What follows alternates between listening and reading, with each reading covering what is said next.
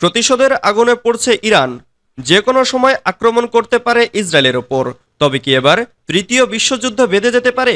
দর্শক, জানিয়ে দেব হাতে থাকা সর্বশেষ আপডেট আন্তর্জাতিক সংবাদ। প্রথমেই সংবাদ শিরোনাম।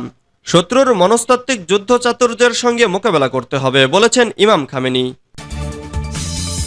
এরপর জানিয়ে দিব ইরান ও হিজবুল্লাহ গুপ্ত হত্যার চেষ্টা চালাতে পারে, সতর্ক করা হলো ইসরায়েলি মন্ত্রীদের। এদিকে নেতানিয়াহুর নতুন শর্ত হামাসের প্রত্যাখ্যান। এরপর জানিয়ে দিব গাজায় যুদ্ধবিরতি আলোচনা চুক্তি সইয়ের খুব কাছাকাছি বলেছেন জো বাইডেন। আরও জানিয়ে দেব দীর্ঘমেয়াদী পশ্চিমা নিষেধাজ্ঞার চ্যালেঞ্জ মেনে নিতে প্রস্তুত রাশিয়া। সর্বশেষ জানিয়ে দিব 1 দশক পর জম্মু ও কাশ্মীরের নির্বাচনের ঘোষণা। এতক্ষণ শুনছিলেন সংবাদ শিরোনাম, এবারে বিস্তারিত। তবে অনুরোধ থাকবে ভিডিওটিতে একটি লাইক করবেন এবং কমেন্ট করে জানিয়ে দিবেন কোন জেলা থেকে আপনি আমাদের এই ভিডিওটি দেখছেন।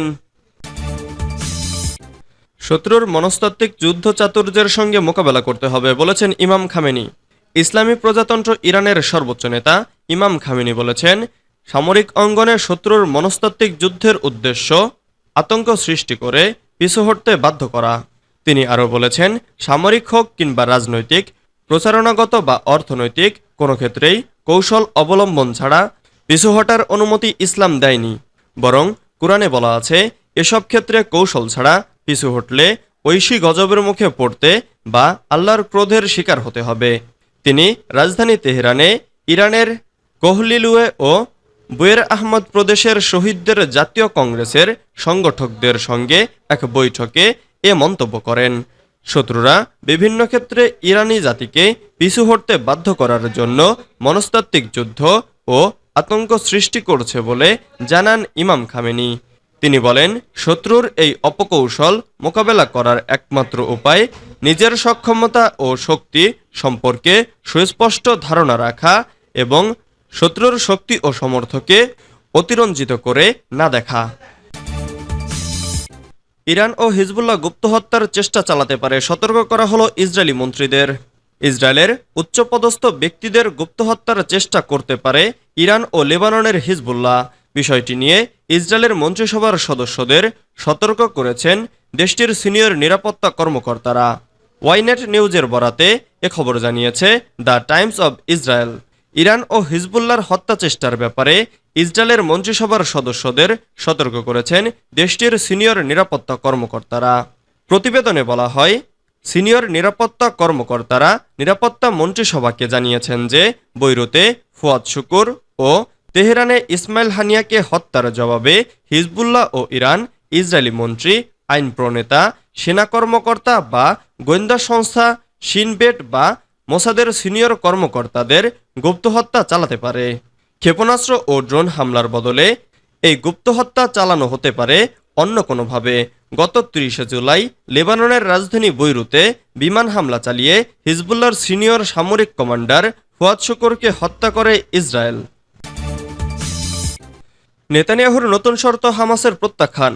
গাজা উপত্যকায় যুদ্ধবিরতি ও পণবন্দি মুক্তি নিয়ে ইসরায়েলি প্রধানমন্ত্রী বেনিয়ামিন নেতানিয়াহু যেসব শর্ত যোগ করেছেন তা ফিলিস্তিনি প্রতিরোধ আন্দোলন হামাস সুনির্দিষ্টভাবে প্রত্যাখ্যান করেছে। কাতারে চলমান যুদ্ধবিরতি আলোচনা নিয়ে সারা দুনিয়ার মিডিয়া ইতিবাচক খবর প্রকাশ করলেও বাস্তব অবস্থা ভিন্ন বলেই মনে হচ্ছে।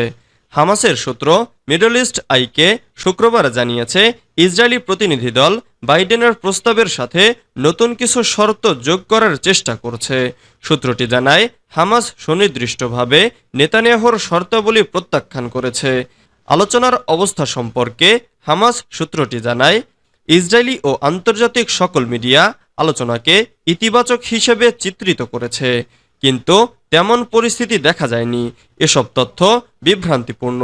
ইসরায়েলিরা চাচ্ছে হানিয়াকে হত্যার প্রেক্ষাপ আঞ্চলিক উত্তেজনাকে সংযত রাখার জন্য এমন খবর প্রকাশ করতে।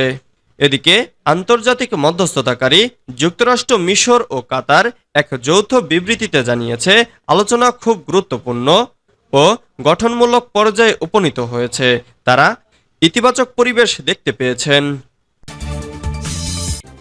গাজায় যুদ্ধবিরতি আলোচনা চুক্তি সইয়ের খুব কাছাকাছি বলেছেন জো বাইডেন।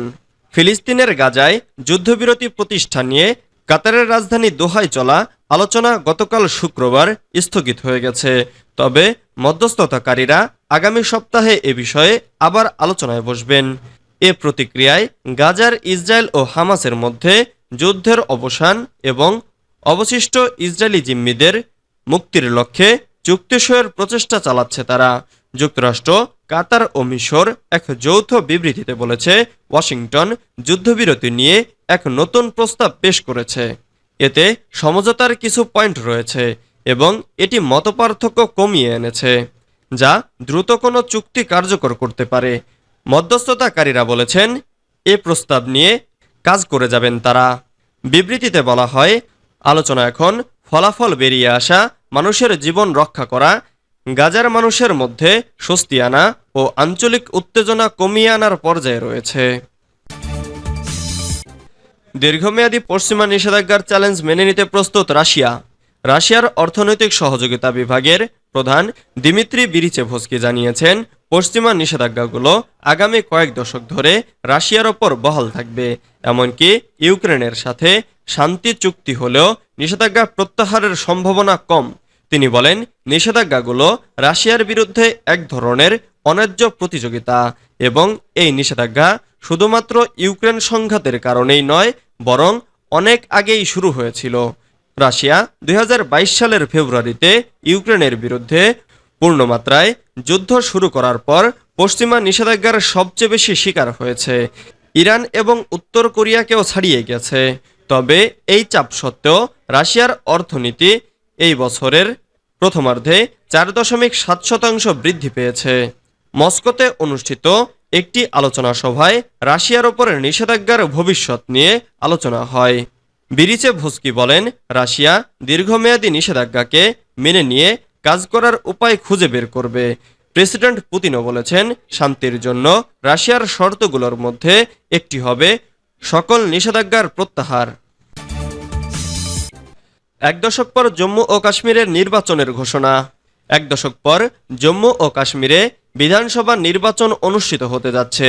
শুক্রবার 16 আগস্ট বিকেল 3টায় ভারতের নির্বাচন কমিশন 3 ধাপে এই নির্বাচন হবে বলে ঘোষণা করেছে। খবর এনডিটিভির। নির্বাচন কমিশন জানিয়েছে, জম্মু ও কাশ্মীরে 18 ও 25 সেপ্টেম্বর এবং 1 অক্টোবর ভোটগ্রহণ অনুষ্ঠিত হবে।